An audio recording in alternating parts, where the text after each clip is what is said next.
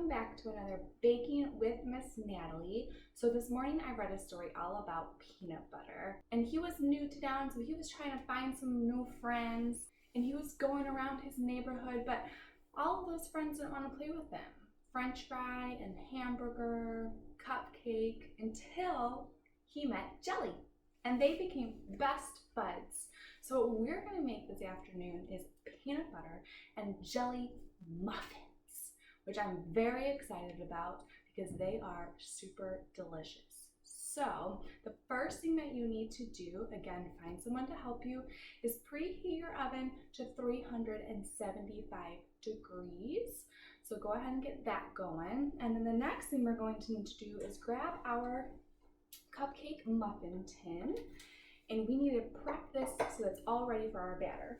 So the first thing you need to do, which seems a little silly because we are going to put liners in, but we need to spray our cupcake liner because the jam or jelly that we're going to put into our muffins will overflow a little bit, and as the muffins cool, when we take it out of the oven, it will get sticky and it'll be hard to take those muffins out. So what we need to do is spray our muffin tin before we put in our liners. So I just use a baking spray, and mainly you want to spray the top. You don't really need to worry about spraying in as much, just spray the top of it so that if any jelly does overflow, it doesn't get stuck.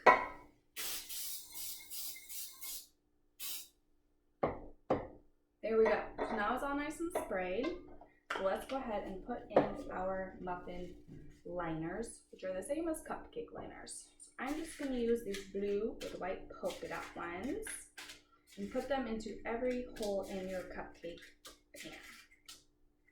There we go. So now my cupcake pan is ready, but we can put this to the side for now, and we'll get it once our batter is ready to be put in. So the ingredients that you're going to need to create our peanut butter and jelly muffins are flour, granulated sugar, baking powder, salt,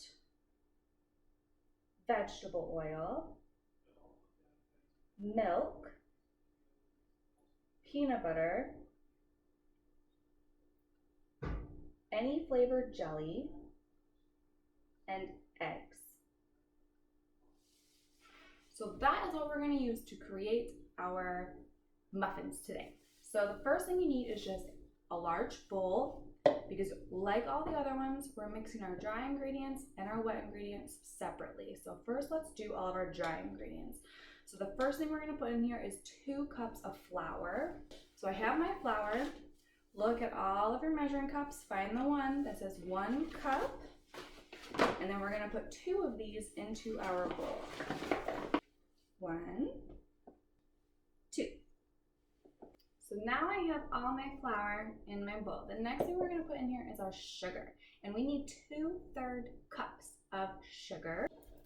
So for this one, we're going to have to do a little bit of math because most measuring cups don't have a 2/3 cup option. So what we're going to do is we're going to find the one that says 1/3 cup. So look at your measuring cups and find the one that has a 1/3 cup. And we're going to put 2 of these in because that will make 2/3. So grab your 1/3 cup, put it into your sugar, and we're going to add 2. So 1, 2. So the next thing we're going to add is 1 tablespoon of baking powder. So if I grab my baking powder, find in your measuring cups and spoons the one that says 1 TBSP, that stands for tablespoon, and we're going to put 1 of these into our bowl. There we go. And then now the last dry ingredient we're going to put in is salt. So for salt, we just need a pinch, and I'm going to show you what a pinch looks like. So I usually take my salt, put it in my hand just a little, and then you're going to grab your thumb and your pointer finger, pick up some salt, and drop it in. That's it. Just a little bit of a pinch. Now we have all of our dry ingredients ready in our bowl. So now what you need to grab is your whisk, just like this, and we're gonna mix all of our dry ingredients together. Remember, when we're mixing, you basically want it to be so that all you can see is flour, but you can't see the baking powder, the sugar, and the salt. There we go. Tap that off. All of our dry ingredients are ready to go. So let's move on to our wet ingredients. Okay, so for our wet ingredients, I'm using my stand mixer. Again, if you don't have a stand mixer, you can use a hand mixer or just whisk it by hand, but you will need a separate bowl then to put all of your wet ingredients into if you're going to use your hand mixer or just a whisk. And for our wet ingredients, we're just going to put everything in here at the exact same time to mix them all up together. So the first thing we're going to put in here is our milk, and we need 1 cup of milk. So here's my milk, and then for the liquids, we're going to use our liquid measuring cup, which looks like this, and we're going to fill it up to the 1 cup line. So go ahead and pour that in there. Remember, be careful. Ask someone to help if you need help pouring it in.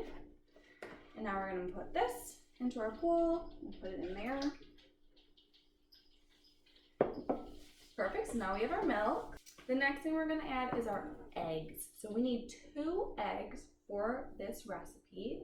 So go ahead and crack them in. Again, remember, use your counter, not the side of your bowl. It'll help make sure that you don't have any eggshell put into your mixture.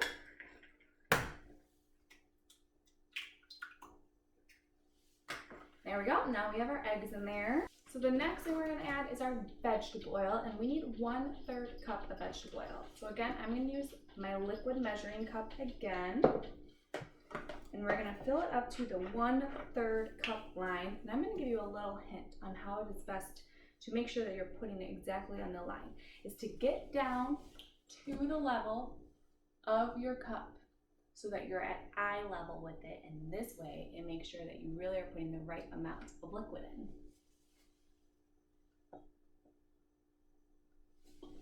Here we go, pour that in. And now we just need to add 1 more wet ingredient, which is our peanut butter. So for your peanut butter, you're gonna need 1 cup of peanut butter. So grab a spoon, find your 1 cup measuring cup, and start filling it in to your measuring cup. And what I like to do is grab a small little spatula to help scrape it off the spoon and into your cup. Okay, there we go.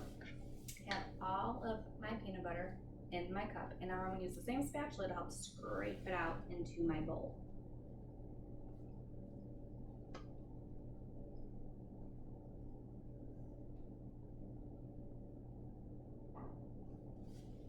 There we go. So now I have everything ready to go in my wet ingredients. So let's go ahead and put it into my mixer. You're going to want to use the whisk attachment if you are using a stand or a hand mixer. And you're going to start on number 1 to make sure that the milk doesn't fly out. Do that for about 30 seconds and then move it up to number 3 for about 2 minutes to make sure it's really mixed. Okay, so now it is all nice and mixed. You will see just a few little lines and clumps of peanut butter. That's okay, because that'll mix in once we add in our dry ingredients. So we're going to add our dry ingredients in 2 different batches for those same 2 reasons. 1, it helps mix it a lot better, and 2, it makes it so that all the flour won't fly out of our bowl when we turn it on. So go ahead and lift this up. You don't have to take the attachment out. We can just pour it in while it's already on our stand. We're going to put half of this in first.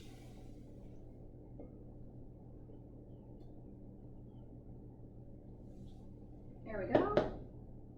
Turn this on and just mix it until you can no longer see any of the dry ingredients by themselves. Okay, so now all of the mixture that was in the batter is mixed in. There is still some powder on the side, but that's okay because we'll clean that up later. So now let's add the rest of our dry ingredients.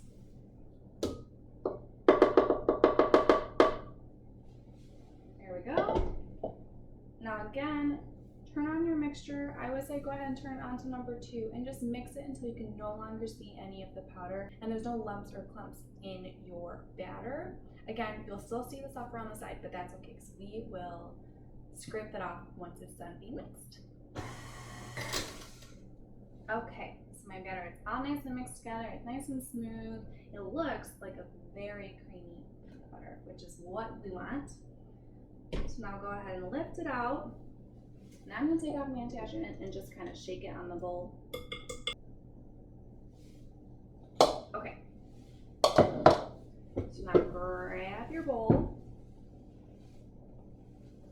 grab a spatula, and we're going to scrape the sides to get all of the flour, sugar, salt, baking powder off the side.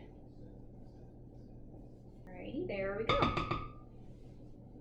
So now we get to do the fun part and fill our baking tin. So grab your baking tin, and once you got your baking tin, we're gonna start filling. So I'm gonna use this ice cream scooper to fill. If you don't have an ice cream scooper, you can just use a spoon. That works well too. This just makes it help be more proportionate from muffin to muffin. It'll make it look more like the same size, but you don't need to use it if you don't have one. So now what we're going to do is we are going to put this into our peanut butter mixture, and then you want to fill the bottom of your cupcake liner just all the way, but you only want it to be like 1/3 of the way full because we still have to add some more to it.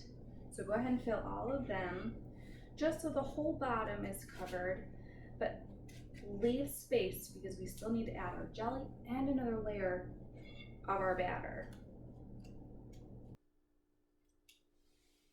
Okay, so now that I have some of my peanut butter batter on the bottom of my cupcake liners, we're gonna add a layer of jelly. So grab whatever jelly you want. You can use whatever flavor jelly you want as well. So you can have strawberry, you can have raspberry, you can have blueberry, you can have grape if you wanted. That's completely up to you.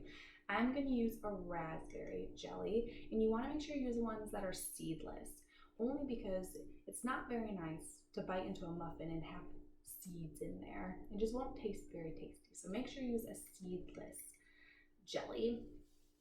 And you're going to take a spoon, just a small spoon, and you're gonna put just a layer of jelly over your batter that's already in your cupcake liner. You don't need that much. So really, that's plenty. And you just put that in, and then using the back of your spoon, spread it over just like you would if you were spreading jelly over peanut butter in a peanut butter and jelly sandwich. And do that for all of your cupcake liners. Spread a nice thin bit of jelly over your batter. Okay, now I have my thin layer of jelly on my batter. So now the next thing we're going to do is add one more dollop on top with our peanut butter mixture right over the jelly. Go ahead and spread that out too. It's okay if it doesn't cover all of the jelly because the jelly is going to ooze out anyways.